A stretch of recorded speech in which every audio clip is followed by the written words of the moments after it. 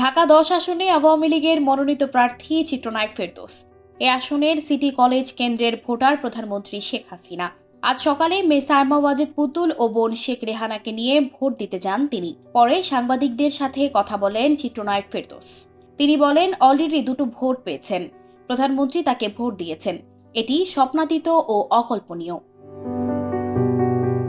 সাংবাদিকদের ফেরদৌস বলেন, good morning Bangladesh, সুপ্রভাত। আজকে এক অসাধারণ সকাল, কারণ এই মুহূর্তে যে অবিস্মরণীয় ঘটনাটি ঘটে গেল, তিনি বিস্মিত হয়েছেন, কারণ মাননীয় প্রধানমন্ত্রী শেখ হাসিনা তাকে ভোট দিয়েছেন। ফেরদৌস বলেন, ঢাকা ১০ আসনে আমি মনোনয়ন পেয়েছি নৌকা প্রতীকে।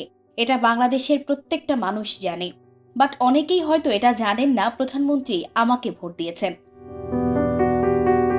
ফেরদৌস বলেন, প্রধানমন্ত্রী শেখ হাসিনা এসেছিলেন সকাল ৮টা বাজার ৫ মিনিট আগে, কারণ তিনি কথা দিয়েছিলেন বুথ ওপেন হলে প্রথম ভোটটা তিনি দেবেন।